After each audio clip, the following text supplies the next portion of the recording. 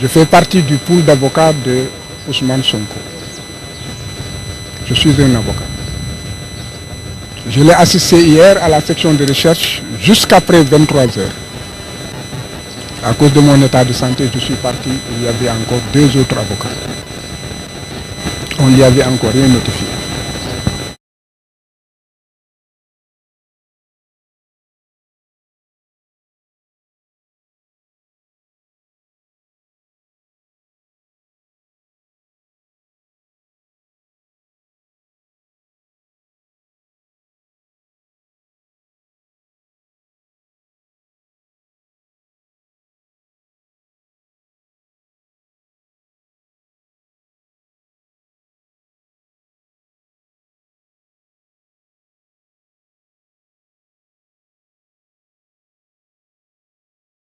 Du matin, à la section de recherche, parce qu'il voulait me voir avant qu'il ne soit conduit, avant que le mandat d'amener ne soit exécuté. On m'a informé qu'entre 4 heures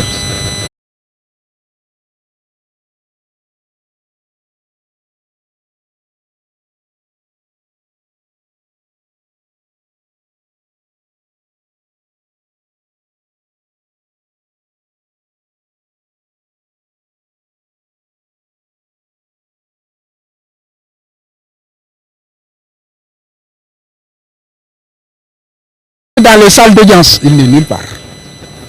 À partir de ce moment déterminé où il existe des endroits secrets dans ce palais de justice où des personnes pourraient subir de mauvais traitements sans que personne ne puisse en fait le savoir, ou bien il est en dehors du palais de justice, ce qui est anormal parce que les officiers de police judiciaire, le mandatement c'est qu'ils l'amènent devant un juge. Ce serait encore une illégalité. Donc maintenant il est clair que l'état de droit a cédé la place à un état répressif, que l'état démocratique et républicain a cédé la place à un état dictatorial avec des méthodes que le Sénégal n'a jamais connues.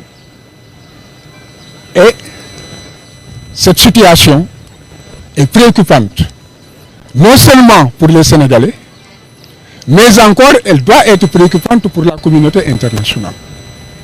Lorsqu'il faut parler à temps. On ne parle pas lorsque les carottes sont cuites et calcinées. Que personne ne se trompe. L'arrestation d'Ousmane Sonko relève d'un complot d'État. L'empêchement pour qu'il aille répondre à la convocation relève encore de manœuvres d'État. Son arrestation et sa conduite à la section de recherche avaient uniquement pour but de faire en sorte qu'on puisse le déférer et au niveau de la cave que le juge puisse accéder à lui pour le placer sous mandat de dépôt. Alors, du point de vue de la procédure, ils ont eu des difficultés. Ce sont ces difficultés qui ont fait qu'ils ont agi de sorte que maintenant, le monde entier a assisté à un scénario désolant pour un État qui se dit démocratique, un État qui a toujours été respecté. Tout le monde se tait, tout le monde assiste. Je pense que c'est anormal.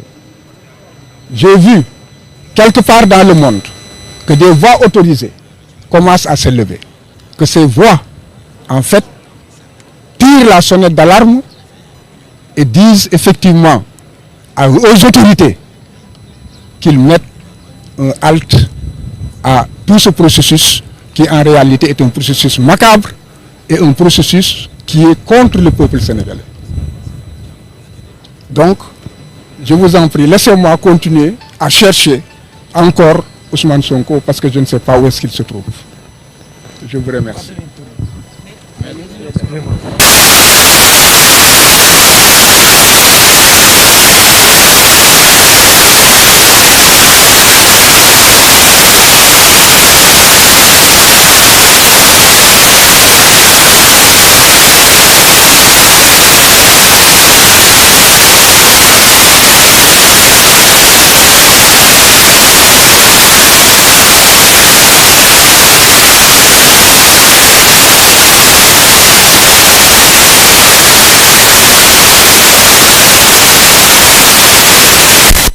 Je vous invite à venir avec moi et à constater qu'il n'est ni dans le bureau du doyen, alors que le mandatement c'était qu'il soit conduit dans les locaux du juge d'instruction.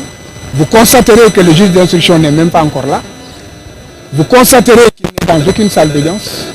Vous constaterez qu'il n'est pas à la brigade générale, qui sont des locaux de police judiciaire où il pouvait aussi être amené. Et vous constaterez aussi qu'il n'est pas au niveau de la cave, qui est en fait l'endroit habilité à recevoir les personnes qui attendent d'être reçues par le juge ou qui ont été déférées à la suite de garde à vue ou d'arrestation. Par qui a-t-il été emmené ce matin? C'est la section de recherche de la gendarmerie qui avait reçu l'ordre de l'amener. Mais la curiosité dans cette affaire, c'est qu'il était déjà sous le coup d'une enquête qui, jusqu'à 23 h, n'était pas encore terminée. Donc l'enquête a été précipitée et du point de vue juridique, pour que la section de recherche puisse se saisir de lui, ils ont dû lever la garde à vue. S'ils lèvent la garde à vue à l'amenant seul, les autres restent encore sous le coup d'une enquête. Donc vous voyez la confusion. Et la section de recherche, à la suite de la levée de la garde à vue, avait un homme libre. Mais la liberté suppose la liberté de mouvement, la liberté de déplacement. Est-ce qu'il y avait un mandat d'amener? Est-ce que vous avez reçu ce mandat d'amener? Le mandat d'amener, il me l'a lu à 23 h, avec tout ce qu'il y avait dans le mandat d'amener. Donc, on s'attendait à ce qu'il soit présenté à 11 h, l'heure que le juge aurait indiquée. Alors, pourquoi on n'a pas respecté le mandatement du juge? Cela veut dire que les officiers de police judiciaire eux-mêmes ont transgressé. Où est-ce qu'ils l'ont amené? Le mandatement, c'est qu'ils l'amènent devant un juge. Cela suppose que le juge soit là. À 5 h du matin, il n'y a aucun personnel de justice qui soit sur place. Et je vous invite à venir constater que vous ne trouverez nulle part Ousmane Sonko. Si maintenant, il y a des endroits secrets où on peut garder des citoyens sénégalais, cela est constitutif de mauvais traitement. Cela est constitutif effectivement de la violation de droit. Et il n'est pas admissible que les avocats d'Ousmane Sonko le cherchent et n'arrivent pas à savoir où est-ce qu'il se trouve. Donc je vous prie de me laisser continuer à chercher Ousmane Sonko. Merci, maître. Je vous en prie. Est-ce que vous pouvez juste donner votre nom? Excusez-moi. Je m'appelle Siré Clédorli.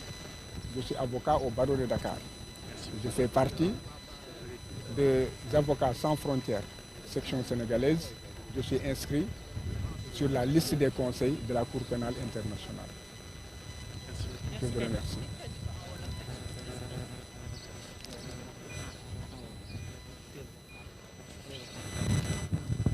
li ma bëgg a wax moom moo